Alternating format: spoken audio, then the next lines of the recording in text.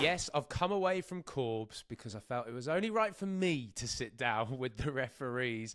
I've got David Wilkinson, head of referees at MLR, and then also Cisco Lopez, one of the referees for MLR. And Cisco, we have just celebrated the fact that you are being appointed by World Rugby and, of course, going to the Olympics. So I'm going to go straight to you, Cisco, and say congratulations, man. How does it feel knowing that you've got a big summer ahead? No, it's amazing. I think it's one of those where knowing that I get to go is kind of still this dream come true, and I'm pinching myself, and it kind of hasn't really struck me as real yet either. So once I think I'm on the plane, maybe it'll hit me like, oh, I'm going to Paris. But It's awesome. It's awesome. And then I guess for you, David, it's great to have you on board, newly appointed as head of referees for Major League Rugby this season.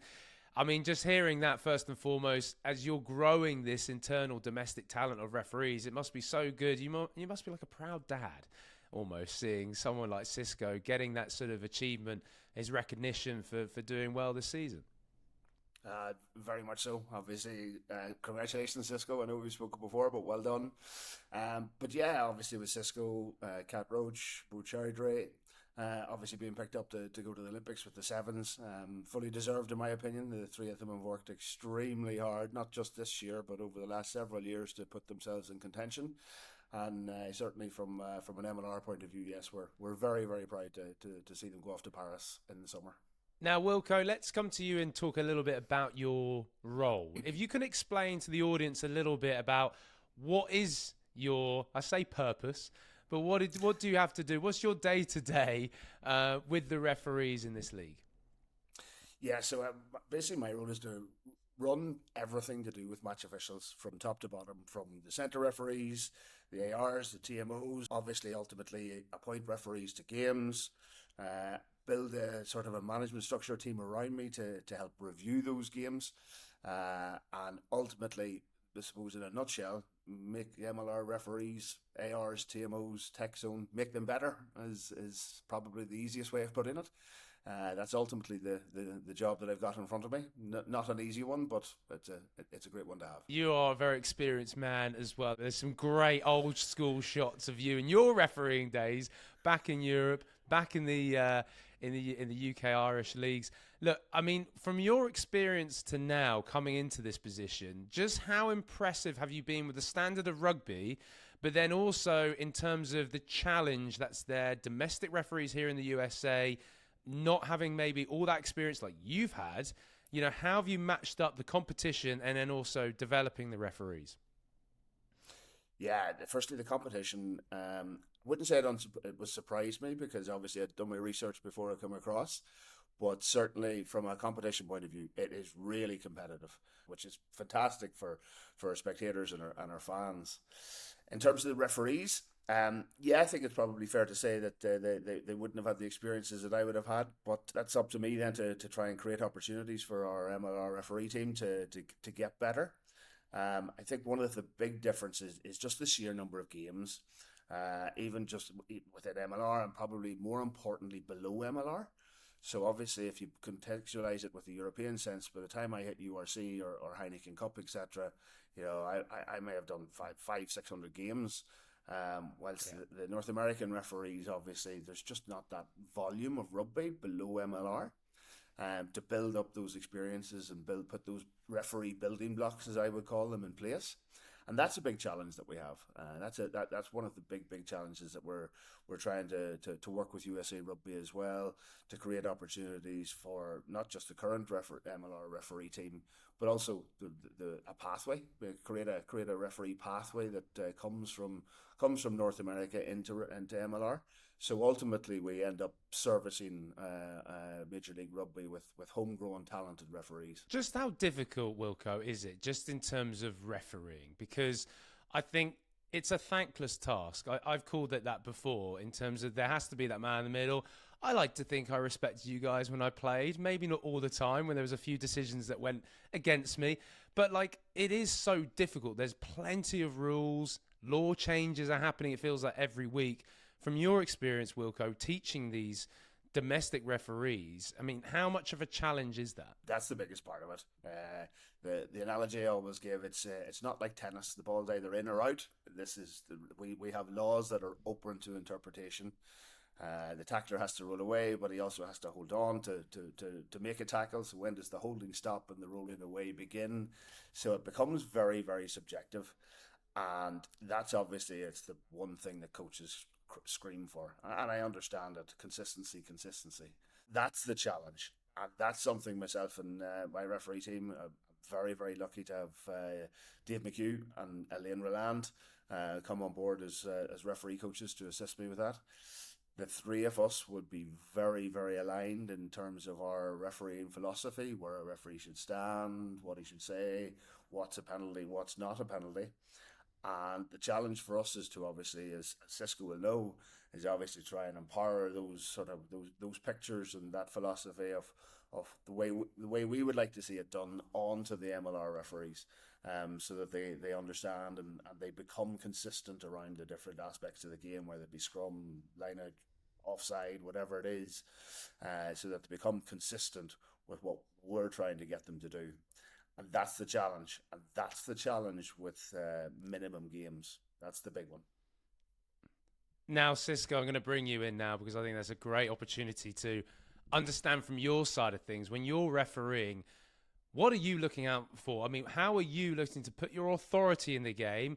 But then I guess as well, that sort of fine line between keeping it fluid, not blowing your whistle too much. How do you go about it? Yeah, I think the big thing, and I think this is also part of my development and stuff that I talk with Wilco and the rest of the management team, is I think getting that balance right of, okay, well, here's a picture where the tackler clearly has enrolled, has gone to the wrong side. It's affected continuity, clearly a penalty. Let's go. Let's jump on those. And sometimes there are other situations where, they hold on, they roll, they don't affect anything. They might still look like they're on the wrong side. There might even be a scrum half yelling for a penalty. But you got to know, like, okay, well, that hasn't affected, like, we've got like good continuous play. We can still have quick ball. So trying to, I think, balance that amount of when you need to be involved versus when you can sort of allow the continuity to come in. Because I think that's such an important part with 15s especially, right? Like that's how the teams can express themselves. I totally agree. When I think back to the best referees that I've had during my career, it was always the ones who kept it fluid. But I suppose, Cisco, for you, let's take it even back a little bit further and understand a little bit about your journey, because Wilco's just talked about the pathway wanting to be created for referees here in North America, getting into MLR. Just give us a brief snapshot as to how you got into it. Yeah, so funny. I think like the funniest way that I can describe it is that I had read the law book as a kid because I didn't know anything about rugby. So I didn't know what was allowed and what wasn't allowed. And I was a scrum half at the time. And at some point, one of my brothers under 14s referees didn't show up. So I was the only person that knew the laws. My dad, who was one of the assistant coaches at the time, just pushed me in and said, hey, have a go. And just from watching a bunch of rugby, I was able to kind of remember some of the signals here and there and things like that. And it was really fun, actually. And I was really surprised how much fun I had. I got certified. And then I've been refereeing, pretty much since I was 16, 17. And I've been involved with the league since 2021 as a like on-field official, just after COVID. And that sort of journey is super crazy, like Wilco was saying. I think growing up in Florida and South Florida, and then now in Atlanta, throughout the Southeast United States, there's not almost any Division I men's rugby. So the jump to get involved into ARing, to get involved into refereeing from MLR has been, a big challenge. I think what I've been lucky with is that I've also been really blessed to be involved in the sevens series. And so that's been a huge part of my development of getting used to the speed of the game, getting used to the contact, getting used to the strategy of it all. But then trying to as well have a little bit of coachability to then go from the sevens into the 15s group.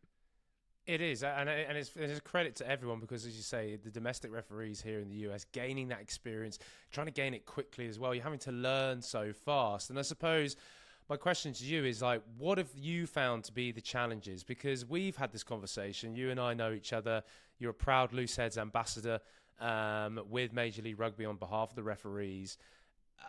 It's not easy being a referee. And I know there must be a lot of sort of flack, a lot of sort of potential abuse that you get. And how do you deal with that as a referee, Cisco? Yeah, I think the biggest thing, and it's one of the challenges that I think I try and underscore to some folks, is I know that like with the Whistleblowers documentary, I think a lot of really good stuff has come out that like having a real robust support network is super important.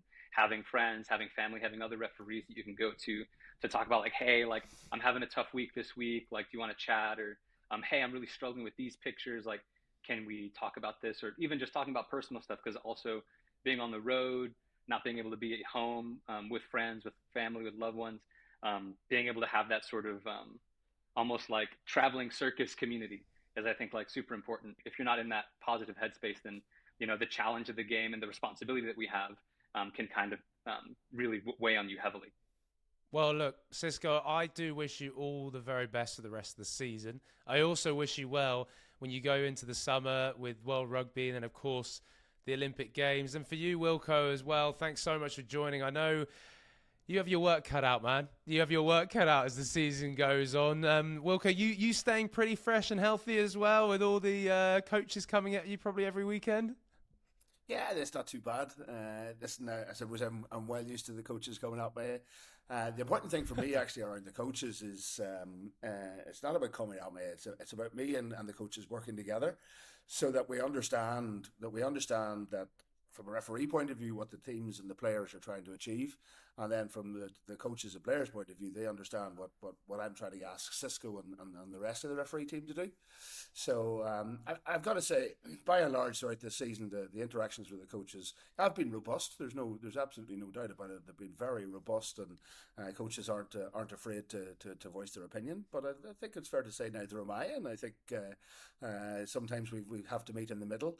But as I say, any interactions have been about working together with coaches, and for 99% of it this season, it's been excellent. Fantastic. Well, look, guys, I wish you very much the best. I appreciate you coming on the Rugby Rundown from myself. And Corbs, he sends his best as well. So thanks for joining. Cheers, guys. There you go, Corbs. Who would want to be a referee? You've got to hand it to them. It's a thankless task. We do appreciate the refereeing, and we absolutely see there is growth here in the States and what it's going to do for the game going forward. And great to see Cisco Lopez on the world stage coming up. Top quality for him. Good to hear from Dave Wilkins. I know you speak to Wilco quite a bit. Once a week, pretty you much. You ask some honest questions. I send clips in. He gives me his feedback from our game, and then I send clips in about the opposition, and he gives me his feedback. So we're always in comms. I can only imagine what he deals with throughout the week, but it's good to. Could you imagine just like? What is it, 12 of me just hammering just every getting week? So annoyed every week. Exactly. I feel sorry for them. Right. It was great to get a little bit of a special with them, with the referees. And anyway, all that rugby, those to come up, Major League Rugby, and of course the Premiership later on. Don't miss it. Thanks to Reece Bothra as well. Great to have that young man join us. Episode 25 done and dusted, Corbs. Well done, mate. We'll see you next week.